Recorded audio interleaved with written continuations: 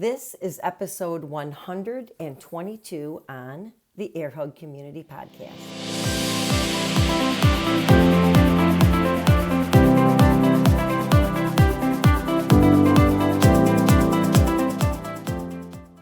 Hello and welcome to the Air Hug Community. If you're new here, this is a podcast. It's very informal, very conversational. Sometimes we have guests, sometimes we don't. But we love to talk about real midlife, the good, the bad, the ugly, and everything in between, and all the emotions that go along with it. So I'm really glad you're here. Welcome. Let's get after it. Hi, everybody. Welcome back, and welcome if it's your first time here. This is kind of one of those year-end episodes, and it ties in along with my birthday, because I have a birthday at the end of the year and I always do some reflections. And so we'll get to that in a minute. But first I want to ask you a question and then you let me know if you want. But white meat or dark meat? Because I'm recording this the week of Thanksgiving. And there always seems to be a controversy about white meat and dark meat. And over here, we don't do either because we're having medium rare. We're going beef instead of turkey. But anyways, I just thought that would be interesting. I'd love to know what people think. Now, don't get me wrong. I love turkey, but my family doesn't seem to want a whole turkey on Thanksgiving. So anyways, that's where we're at. But 2022 was in many ways a pivotal year for me. And I would like to share that with you because you may be interested in some of these pivots that I took on, and there were 10 of them that definitely changed my life. And some of them you may identify with, and some of them you may not, but I would really like to share them with you. And so these are 10 pivots that literally changed my life in 2022. So let's get after it, right? I'll get right to it. So number one, I stopped weighing myself daily and counting calories. No, really. Now, this is probably something I've been doing since I owned a scale, which was probably since we got married. So we've been married 39 years. Not kidding. I probably weighed myself daily for most of those years, probably 95% of the time. You know, when I wasn't on vacation and when I became rebellious, and we'll get to that later. And definitely, maybe I didn't write down calories, but was always looking at calories on labels. And I have completely given that up. And the reason I've done that is because I have taken my healthy behaviors into a realm of more balance. And you're going to see that theme repeating over and over on these 10 pivots.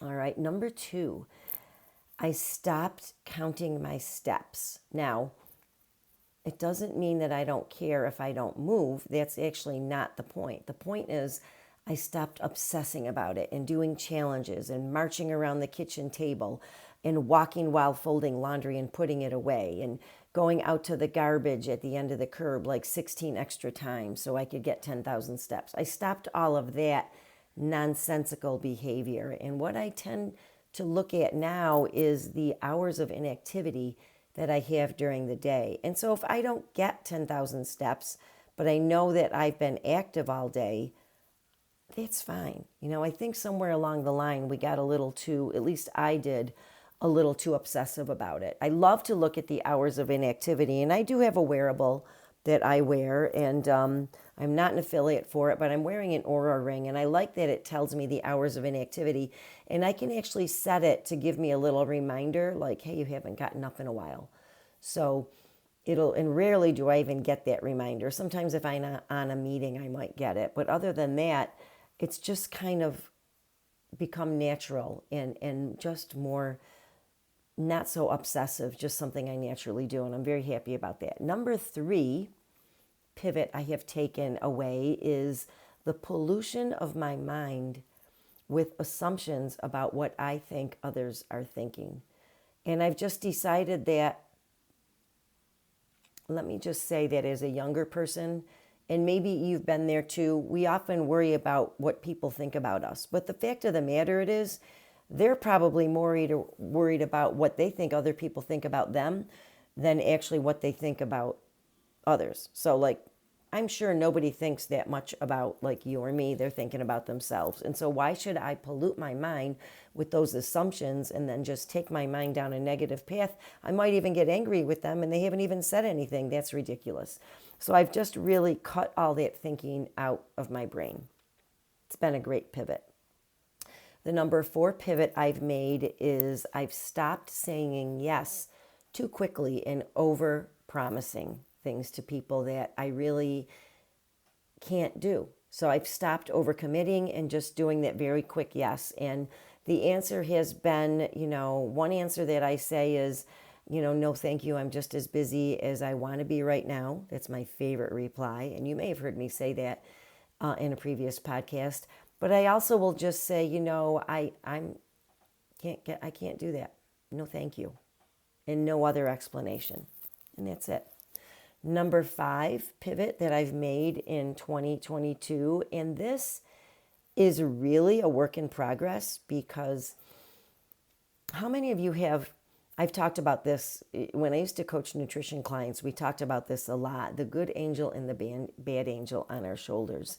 And it's the all or nothing thinking, the black and white thinking, and that all stems from perfectionism. And so what I have done is I'm breaking up with Ms. Perfection. And she's not very happy about it. She keeps hopping on my shoulder and saying, you should do this and you ought to do that and you should be ashamed and there should be guilt. And what are you doing picking up this, that, or the other thing?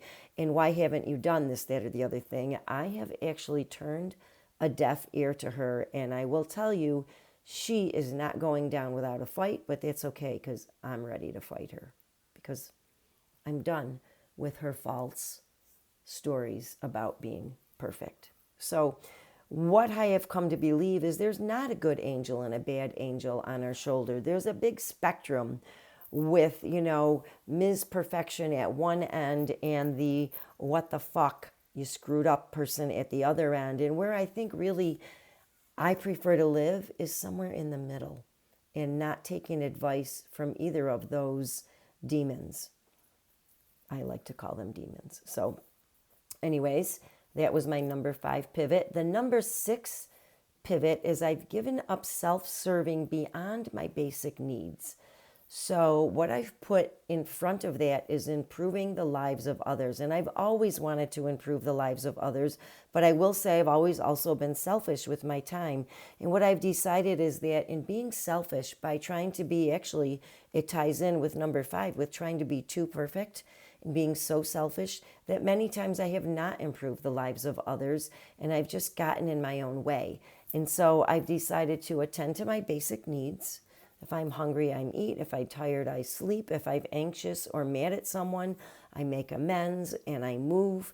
Just a lot of times when I'm anxious, just getting outside, that's the benefit of having dogs, can I tell you, because they always want to go outside. So I'll just go outside and play with them. Or, we can grab a quick walk, whatever. But anyways, it's just been such a blessing to realize, are all my basic needs met? Yes. Okay, then I can stop worrying about other things and see what can I do today to improve someone else's life. And this has been an amazing gift, I think, that has been given to me to realize this. It just really makes my days a lot more enjoyable and a lot less anxious. Number 7, I have given up trying to control situations that I can't control. Go back to the number 3, pollution of my mind. They kind of tie in together because some of the things I can't control are what others think or what I believe that they think. And things that I can't control, just things you can't control. Time. You can't control the weather. You cannot control, natural disasters. You cannot control things beyond your control, And so I've just decided to give myself grace and not worry about them. I put them in a box, and whoever is supposed to worry about them, be it our higher power or some other person who's in charge of that thing, let them have it. They can do it. Number 8, again, this has to do with Ms. Perfection. I've stopped looking for praise. I will say that I may not have been looking for praise, but I was always fueled by it. And again, it goes back to not really caring what others think. I know that today I am the person I'm supposed to be on this journey because this is where my higher power wants me to be. And that's it. I do believe in a spiritual higher power. If you believe in one, that's great. Whatever it is, that's fine. I do believe that all of us has something. You may call it the universe, spirit, or some religious being, whatever it is. But, I don't need praise. I just need to know that what I've done at the end of the day is something that has been for the greater good. And I do like to say improving the lives of others in some small way.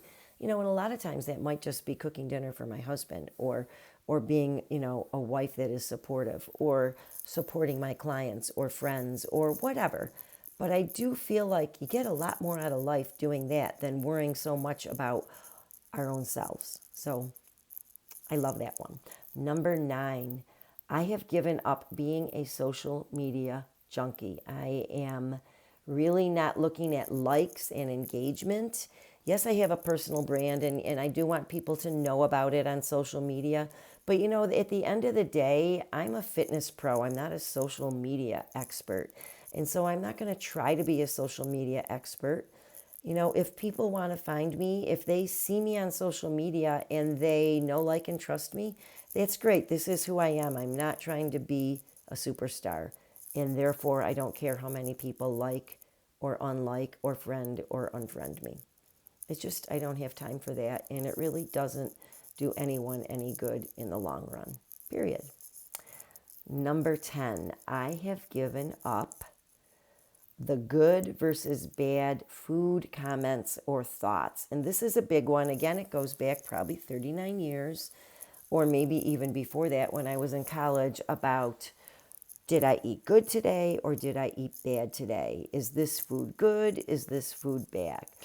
Instead, the way I look at nourishing my body is that, does this food comply with my basic needs? Great.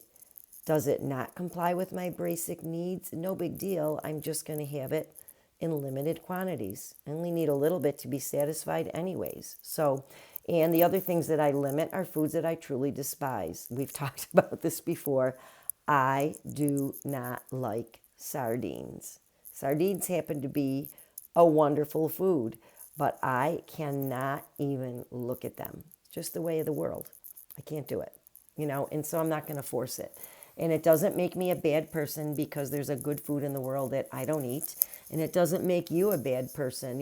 I know some people who are really into being healthy and they don't eat any seafood. It's just not their thing. They don't like it. I'm like, you can still be happy and not, it's not that they want to eliminate that food group. They just don't like it. And we don't have to force these things, because they're a quote unquote good food or a bad food. And I love this line. I learned this years ago. I do not even remember where I heard it. But food is not morally good or bad. It's not. Yes, some foods can actually fuel you better for basic needs, and some foods can fuel you for emotional needs. And that's not a bad thing. And it's actually not even a bad thing to eat to soothe our emotions. It's just when we go down a path too far, right? Again, when we stay out of that balance zone and get over to where the bookends are between all or nothing, that's when we get in trouble. So it's much nicer to live, I think, without that line in the sand. That Ms. Perfection has a line in the sand. And according to her, once you cross that line, you're over in the what the hell side. And then you give yourself permission to binge. And then when you're done binging, I'm just speaking from personal experience, you end up mad at yourself anyway. Whereas if you can hover around somewhere in the middle, think of it like a bell curve. If you're kind of in the middle of the bell curve, you're going to go about life with much less anxiety. and much less stress and much less time and energy spent on things like exact grams of this and macros of that. And so I should have put in there when I talked about stopping counting calories, I've stopped measuring macros. Now, I know how to get enough protein in a day, and I'll bet you do too. In fact, I've talked to you about it a number of times. Just for an example, look at the palm of your hand. It has a length, a width, and a depth.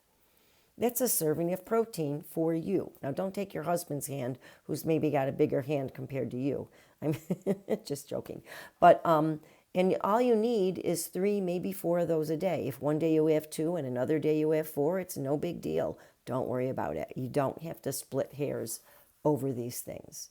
So, those are the things that I have been working on giving up, and most of these have been a work in progress, I will admit, in the second half of 2022. And I feel such a weight has been taken off my shoulders. I literally feel like Ms. Perfection and Mr. What the Hell are not weighing me down. And it's a blessing. And so this was my 10 pivots of 2022 that I wanted to share. And I just wonder, are these some things that have bogged you down? Are these things that you think will actually help your quality of life? Maybe you don't already do these things, so you don't have to give them up. Or maybe there are other things that you obsess about. So I don't know. People kind of look at me. In fact, I've had people say to me, are you still exercising like crazy? What people don't know that is I take 2 or more rest days a week. Every week, but I think people don't really understand that. And I don't feel the need to tell them when I say that. If they say that, I don't care what they think, and I just kind of laugh and don't answer, because really they don't need an answer. They don't deserve an answer. Anyways, that is what I got today, and I'm so excited. I hope that you got something out of this, and if you did, please feel free to share this episode with anyone who's maybe looking to make some changes, and especially anyone who thinks they're going to go on a diet January 1st. And I'm sure you're going to hear a lot of this over these last few weeks of 2022, because that's what we hear. And not only that, that's what we see in the media. You're going to see all of these weight reduction companies come out of the woodwork and tell you what you need to do to lose weight and feel better once and for all. And I would very politely just say, before you spend your money on any of that, take another listen to this episode, share it with someone, and do what feels right in your heart. All right? And I'll tell you what, if you learn to live in balance, your body will find its right and healthy size, and with a lot less anxiety on your part. So that's it for today. I will be back next week with another episode here on the Air Hug Community Podcast, and I thank you very much for listening. If you have any questions and you'd like to chat, I will put my contact information in the show notes, and I'd love to have a chat with you.